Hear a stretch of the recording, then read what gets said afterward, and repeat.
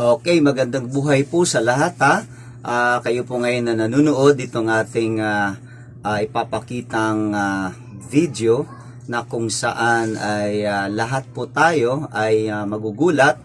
At bago po yan, unahin po natin na salubungin ng magandang buhay dyan po sa ating mga subscribers na mga OFW.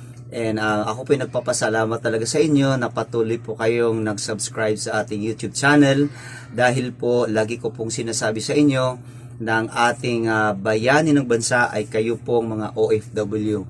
Lagi ko pong sinasabi na ang OFW ay siyang naghahatid na kung saan ang ating ekonomiya ngayon ay matatag dahil po sa inyong ipinapadalang pera sa inyong mga anak.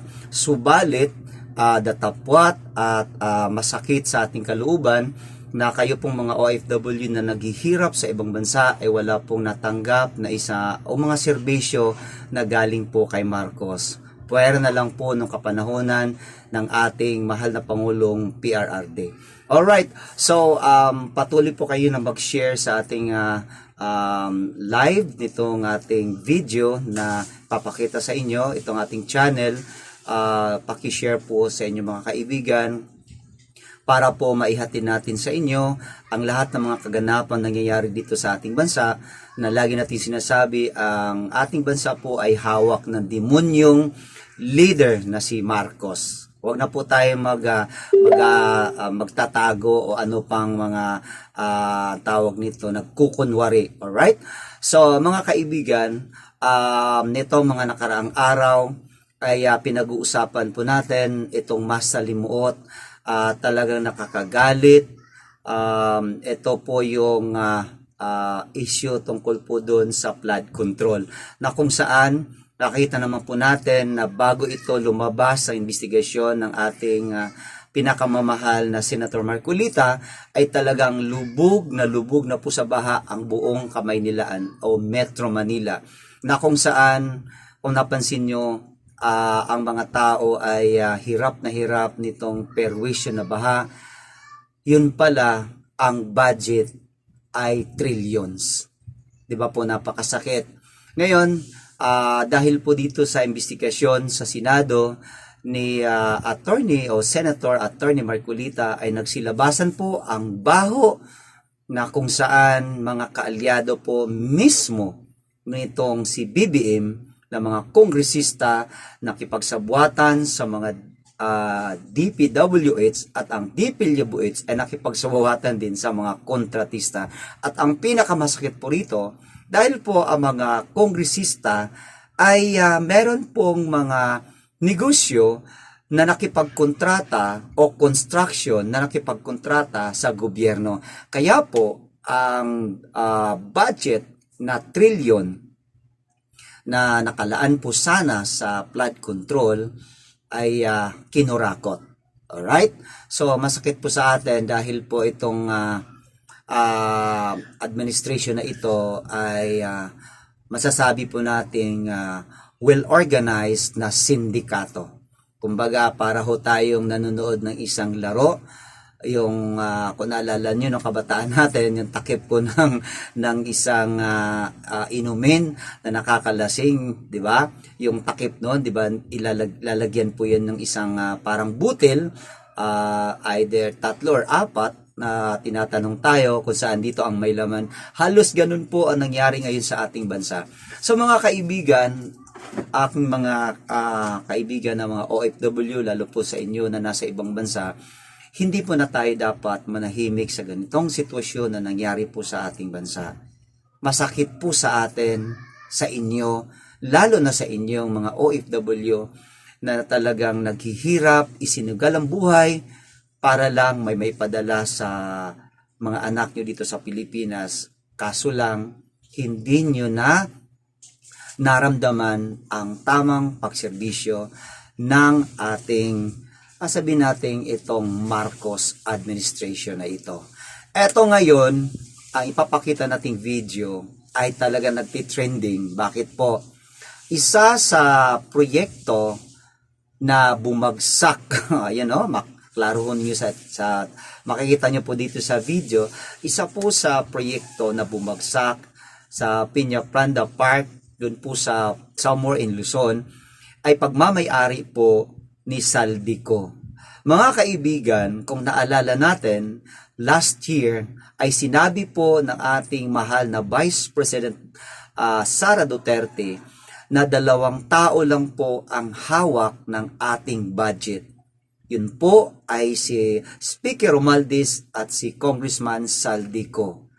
Ngayon, lumabas ngayon sa investigasyon na mismo pala si Congressman Saldico sa kanyang negosyo na construction na SunWest ay siyang nakatanggap ng pinakamalaking budget para po sa flood control. At etong napakasakit dahil po ang mga anak nila ay so lavish, talagang sobra-sobra ang paggasto ng pera. Akala mo sa kanila ang pera na yan. Isipin mo isang dinner ay gumasto sila ng almost 700,000. Napakasakit po, di ba mga kaibigan? Lalo na sa inyo na mga OFW. Siguro naman ang pinapadala yung pera dito sa bansa, sa inyong pamilya ay talagang to the extent na pagtitipid para po umabot ang 1 kilo ng 2 araw. Pero samantala, itong mga anak ng mga kongresista na nakipagsabuatan dito sa mga kontraktor ay talagang, ang tawag nito, ay talagang nakakakulo ng damdamin dahil ang pera natin ay winawaldas lang po nila. Napakasakit po. Alright, so pagkatapos mo nitong video na ito, tayo po ay magkakaroon ng kuro-kuro pag-uusapan natin. Magkakaroon po tayo ng comments o kayo po dyan na nanonood, pwede po kayo mag-comment sa baba. At para po magkakaroon po tayo ng interaction, kailangan po natin magkaroon ng samahan kahit man lang dito sa ating channel na maipakita natin ang pagmamahal nyo sa bansa.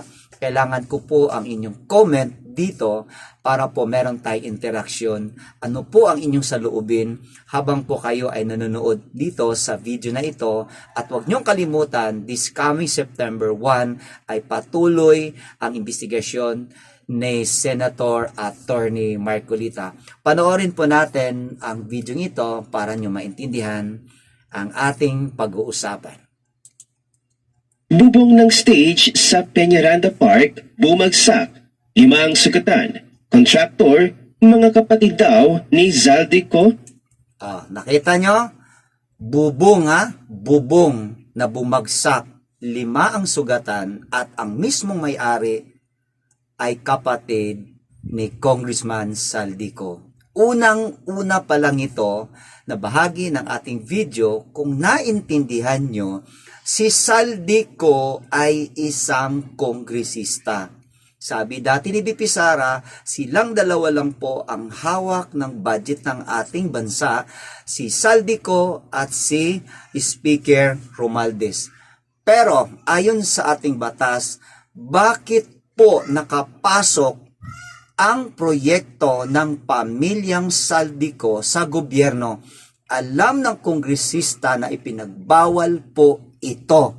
Okay? Ipinagbawal po ito. Okay, patuloy po tayo para maintindihan natin. 5 individual ang nasugatan nang bumagsak ang bubong ng stage sa Peñaranda Park, Legazpi City kaninang alas 6 ng gabi. Sabado, August 30, 2025.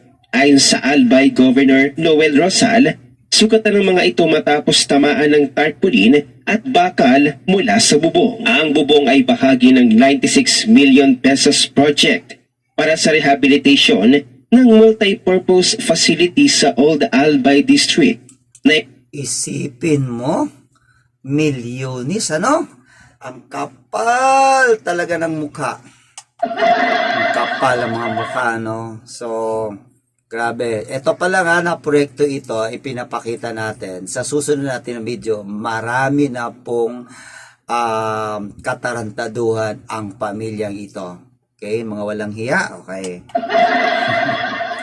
ipinagkatiwala sa Highton Construction and Development Corporation at FS Co-Builders and Supplies or JV. Bilang patunay, heto pa ang kanilang permit at nakapaskil pa sa tarpaulin ang contractor na Highton Construction and Development Corporation. Kasama ang FS Co-Builders and Supply. Ang Highton Construction and Development Corporation, ang co-founder nito ay si Christopher Kitoko. Isipin mo kapatid ni Saldico. Bakit ito nakapasok sa gobyerno? Huwag niyo sabihin, hindi niyo alam. Okay? Mga kaibigan, sa video na ito, makikita natin na talagang binaboy nila ang budget ng gobyerno. Kaya pala, galit na galit sila kay BP Sara. Ano lang naman ano yung issue nila kay BP Sara? 120 million na intelligent fund daw na ginasto ni BP Sara na wala daw audit. Mga animal, mga walang hiya. Ayan, mga walang hiya. Okay? 120 million Okay. Kaya pala, gusto na gusto nila tanggalin si BP Sara sa pagiging Vice President at wag nang makaabot sa 2028. Bakit? Dahil sila pala ang dapat magtatamasa sa pera ng taong bayan. Ito na ngayon, nakita nyo. Quito Corporation SunWest ang pagmamay-ari, kapatid ng tarantadong si Congressman Saldico. Animal, walang hiya. Okay. So, ayan, bumagsak. Yan. Kapatid ni Saldico. Samantala'y pinag-usapan din sa social media ang food elevator sa pamamahay ni Claudine Co na kapag may gusto siyang kainin, aakyat ang pagkain papunta sa itaas ng... Isipin mo, ito naman, grabe, napaka walang hiya. Walang hiya talaga, kapal ng mga mukha. Isipin mo, yung anak ni Ko, ang bahay mismo, may elevator, na kapag may gusto siyang kakainin, abay, iaakyat lang ng daw sa elevator yung pagkain. Nako, iha, ang kapal ng mga mukha nyo. Mga walang hiya. Okay, akala mo kung sino ay mga reyna.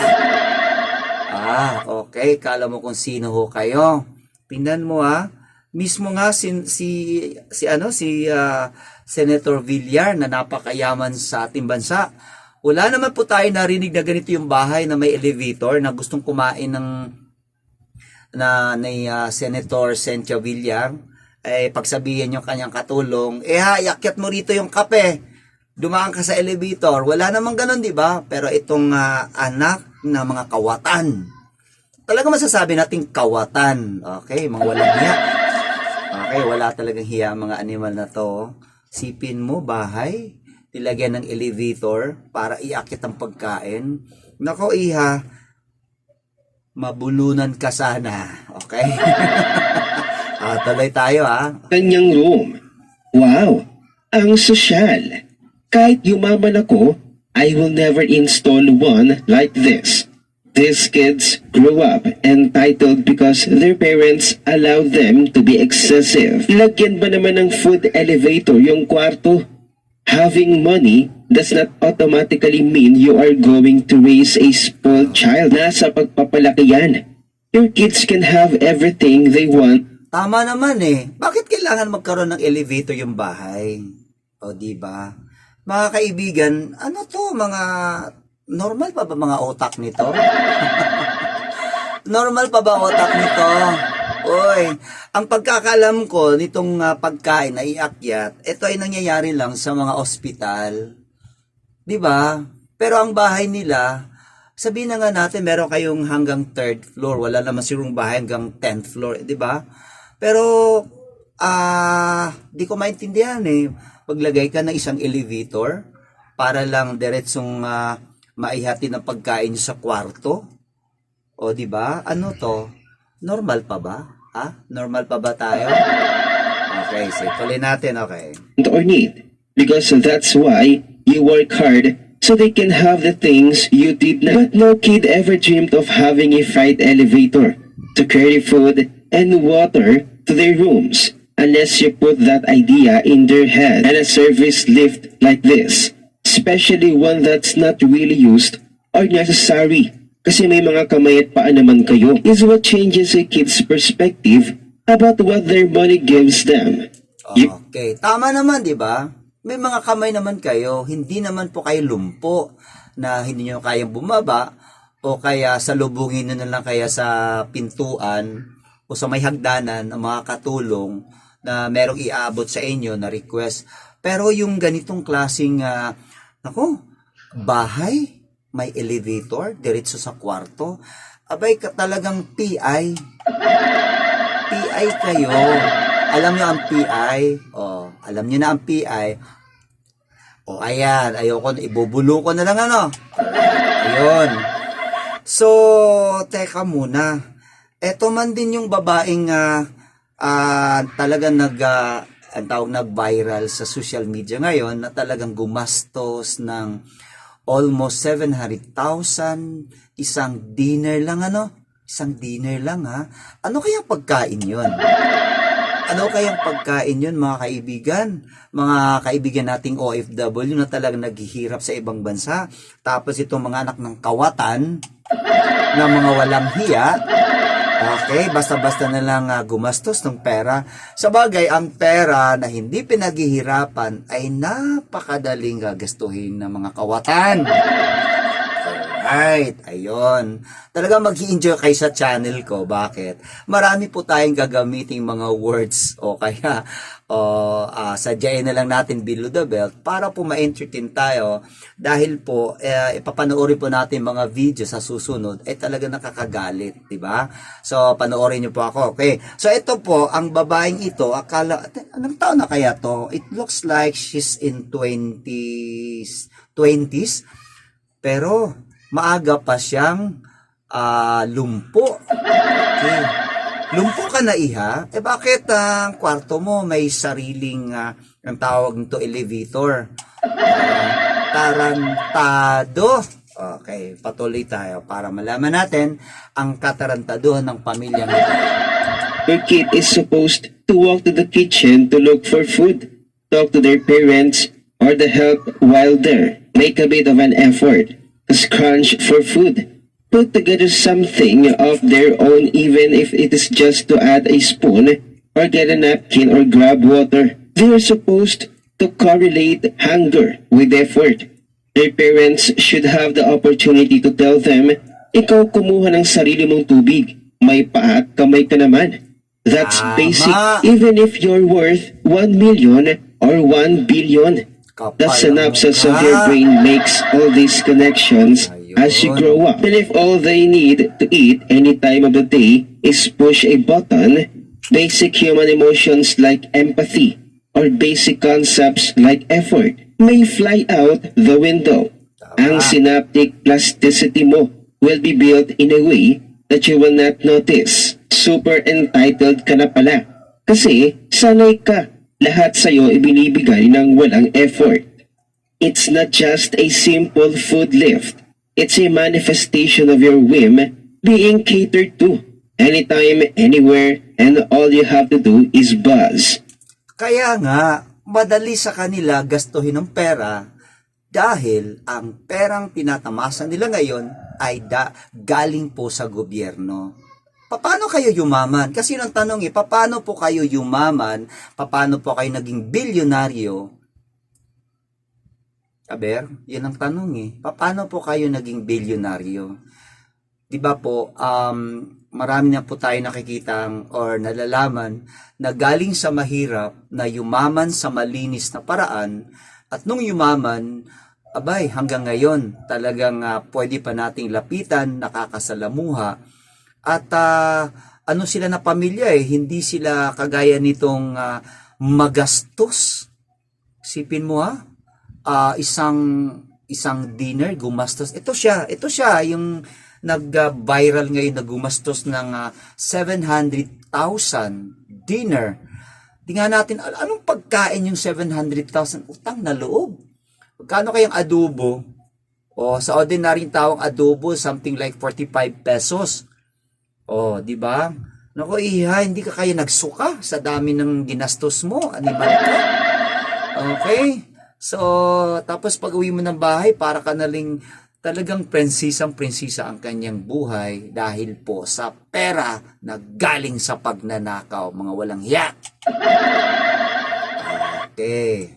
That will really solidify a mindset that you don't want in your child if you want to raise them well. Grabe yan mga kasweet. May food elevator sa kanyang bahay. Baka nga kahit sina Buddy Villar at Cynthia Villar na Tama. Ni minsan hindi po natin narinig na sila Senator Villar na pinakamayaman sa bansa.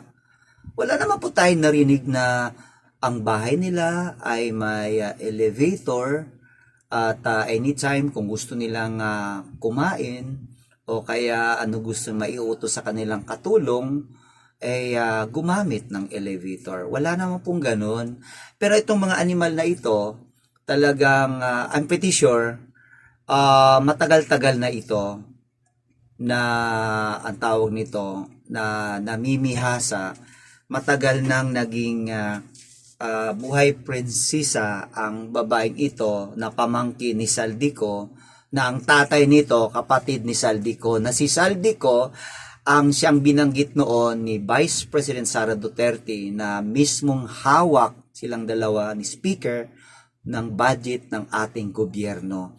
Kaya pala mga kaibigan, ang pera ng taong bayan nagkakalit-silitsi. Bakit? Ninakaw Ninakaw. Alam mo ang Panginoon, mabuti pa rin ang Panginoon. Bakit? Dahil itong baha na ito, kung mag-isip tayo ng malalim, lawakan natin ang pag-iisip, laliman natin ang pag-iisip, alam nyo po, ang dulot ng bahang ito ay malaking tulong sa atin.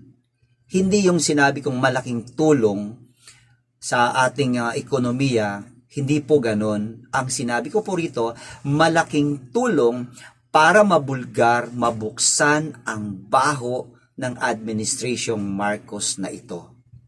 Flood control that cost around 1 trillion nationwide na pinaghahati-hatian ng mga kongresista na may mga negosyong construction. Kaya pala, kung napansin nyo, hindi matanggal-tanggal itong mga party list kasi po ang mga party list ay karamihan sa kanila kapatid, pinsan, pamangkin. Patunayan natin, di ba po si Congressman Speaker Romualdez, di ba po yung asawa niya ay isang representative ng party list? At saka po yung kanyang anak ay isa rin po ang representative ng party list. Paano nanalo si Romualdez sa kanyang lugar? Kung naalala nyo, di ba po yung kalaban niyang babae ay nag-file ng kandidatura para labanan si Speaker Romualdez sa kanilang distrito. At ano nangyari nun? Hindi alam, I forget the name, hindi alam ni Madam na siya pala ay tinanggal na sa official ballot na magiging representative diyan sa may Leyte. So nung lumabas po yung mga ang tawag nito, ito pong official ballot, nakita po ni Madam na wala po ang kanyang pangalan. O di ang ginawa nito, para maintindihan lang natin itong si Romualdez kung gaano ito katarantado. So ang ginawa ni Madam, pumunta po siya sa Maynila, doon po sa Intramuros, para po alamin kung bakit wala doon ang pangalan niya sa official ballot. At ito ang bumungad sa kanya. Doon po niya nalaman na siya po ay tinanggal as a representative sa official ballot para doon sa Leyte. inalam niya ano ang nangyari, bakit po siya tinanggal. Alam mo ba anong issue sa kanya? Dahil siya po ay hindi daw residents ng ganong distrito. Mga kaibigan, si Madam po ay matagal na sa politika. Naging mayor po siya, naging gobernador. Ngayon, itong issue ng kanyang residency, kung talagang totoo ito, bakit po siya hindi hinarang noon? Bakit po siya hinarang? Ngayon ang kanyang tatahakin na kalabanin ang pagiging congressman sa distrito na kung saan dun din tumakbo si Romualdez. So, mag-isip po tayo, bakit po? Natural. Sa administration, sila po ang hawak ng kapangyarihang ito. Napakadali po sa kanila gagawin ang lahat-lahat para harangin ang mga kalaban ng administration. O, ang nangyari, wala pong nagawa ang si Madam, kaya po walang naging kalaban si Romualdez sa kanyang lugar at siya po ay tumakbo na walang kalaban. Unang-una pa lang, kailangan bang ituloy ang isang eleksyon sa isang lugar kung ang tumakbo ay walang kalaban? Mag-isip nga kayo. Pwede ba magkaroon ng isang boxing sa ring na wala ka namang susuntukin? Tama, di ba? Bakit na ituloy? Uulitin ko, dahil ang administrasyong ito, magawa nila ang lahat dahil po sa kanila po ang kapangyarihan at pera. Kaya po nanalo si Romualdez na walang kalaban-laban. Laliman nyo ang pag-iisip, planado po ang lahat. Okay? Ganon din po ang nangyari sa 3rd District ng Maynila na itong si Representative Abante na tinawag sa social media na isang pastor ng Baptist na sabi sa Bisaya, Pastor Jack. Sino mga Bisaya rito? Maintindihan nyo yun, Pastor Jack. Ayun. So, ang kalaban niya ay si Chua na sinuportahan din ni Mayor Isko Moreno na tinulungan ikampanya noon ni BP Inday Sara. Pero lingid sa kaalaman ng lahat, nanalo po si Chua. Napakalaking agwat ng numero sa kalaban niyang si Representative Abante na tinawag sa Bisaya Pastor Jack. Okay? Ngayon ang nangyari, nung nanalo na lumabas na po ang official result sa distrito na si Chua ay nanalo, alam mo anong nangyari? Gumawa ng paraan si George Garcia na isa ring tao ni Marcos na ideklara si Chua na disqualify. Bakit po? The same issue doon sa Leyte na kumalaban kay Romualdez. It's all about citizenship. So ngayon ang tanong, si Chua ay matagal na pong nanilibihan sa Maynila. Again, kung talagang ang issue sa kanya ay citizenship, dapat noon pa, hindi na siya dapat mabigyan ng pagkakataong tumakbo sa anumang posisyon. Diba po? Ngayon, ito ang masaklap. Nakakagalit. Nakakakulo ng dugo sa atin. Bakit? Si Chua na nanalo na disqualify. At ang ipinalit kay Chua, itong si Congressman Abante na Pastor Jack sa Bisaya, ang siyang diniklarang congressman ng ganong distrito. Teka muna, pag-isipin po natin ito. Pag-isipan po natin ito. Lawakan po natin. Paano magsilbi ang isang talunan sa isang distrito?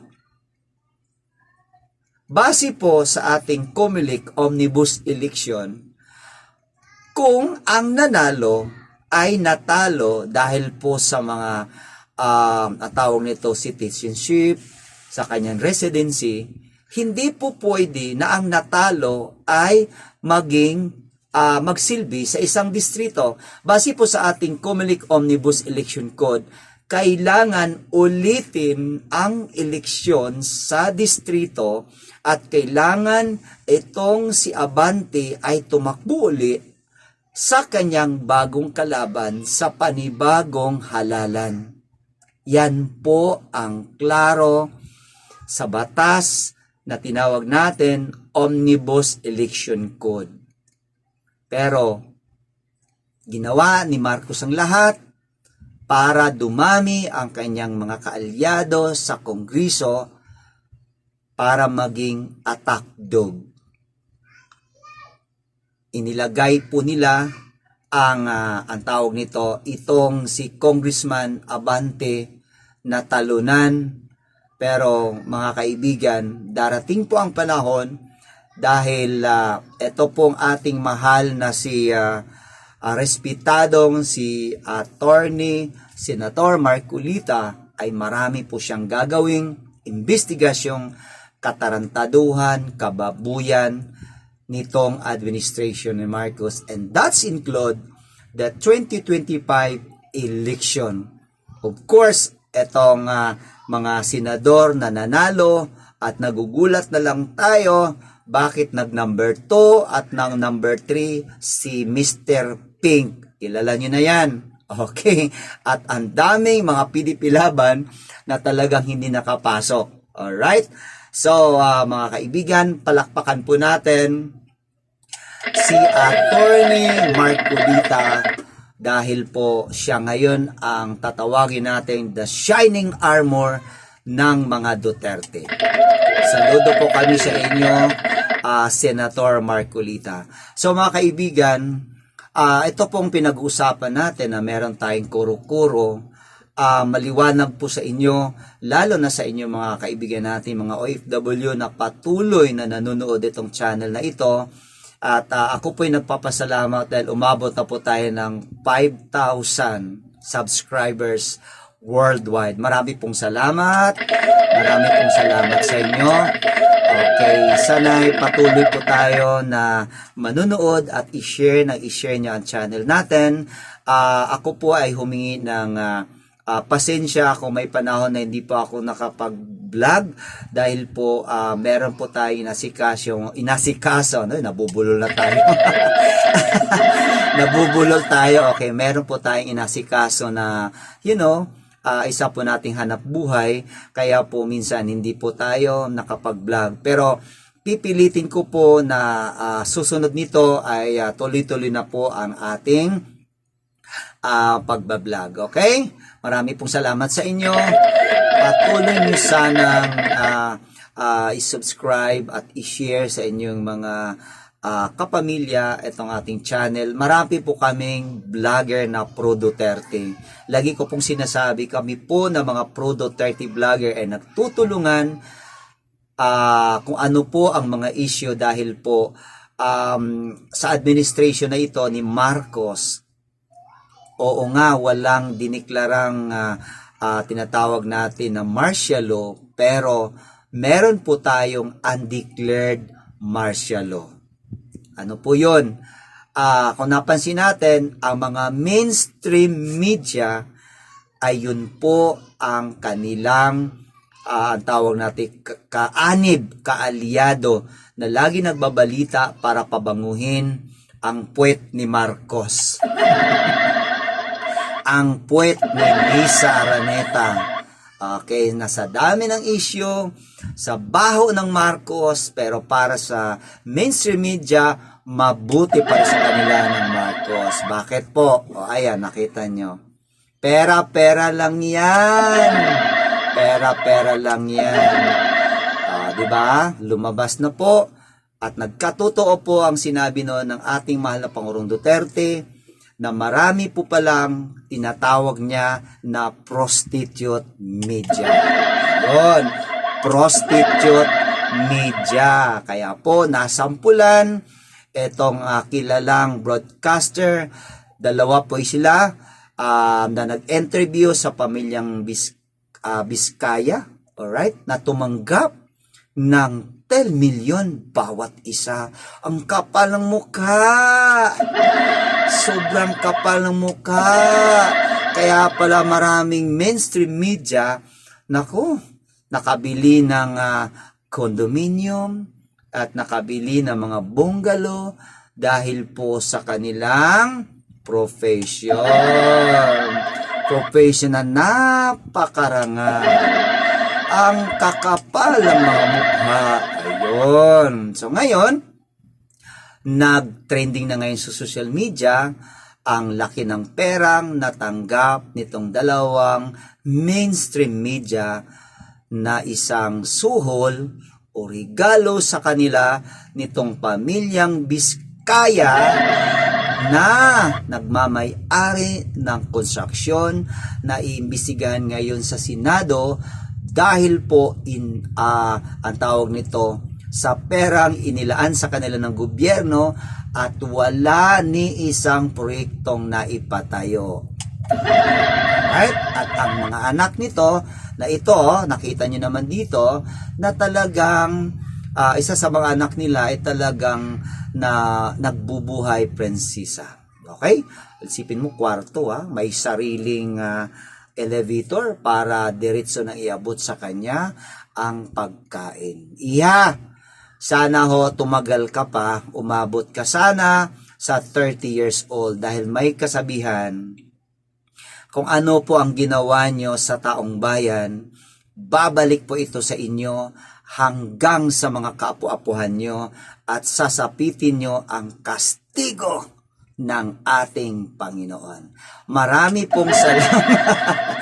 Okay, marami pong salamat sa ating mga subscribers sa buong mundo at nakita ko rito marami na pong subscribers tayo dyan sa Japan, sa Korea, dyan po sa UAE, may nakita po tayo dyan sa Dubai, Saudi Arabia. Kagabi po may nag-PM sa akin, taga North Cotabato at tutuwa po siya sa akin channel nung ipinakita kong panalo si BP Sara. Hindi po niya akalain na talagang ganun pala ako kaanghang magsalita pagdating daw sa channel. Alright? So maraming salamat po sa inyo. Okay? Ayan, I'm sure nanonood po kayo. At saka huwag niyo kalimutan, mag-comment po kayo sa baba. At yan po ay aking sasagutin sa aking makakaya.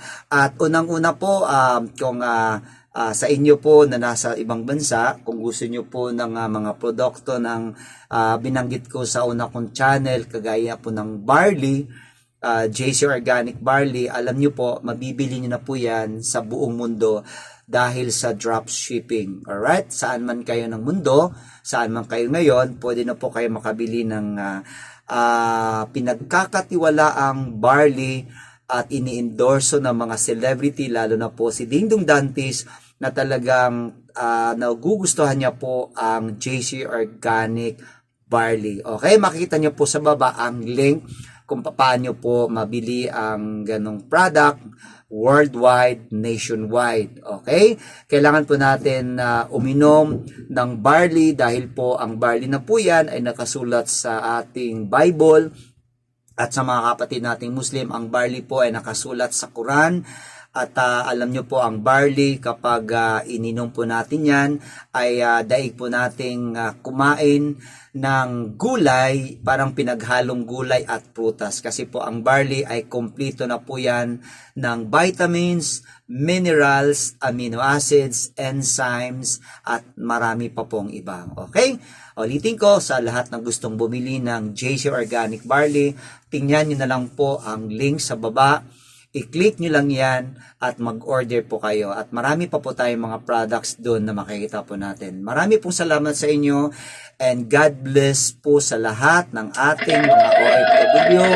Thank you so much. Lagi ko pong sinasabi rito sa ating channel, kayo po ang ating tinatawag na bayani ng bansa dahil po ang inyong ipinapadalang pera dito sa bansa ay siya pong talagang malaking tulong bakit po ang ating ekonomiya ay hindi gaanong bumagsak dahil po sa inyo pinadalang pera. Marami po salamat sa inyo at panoorin nyo sana ulit ang ating susunod na video mamaya. Alright, thank you so much!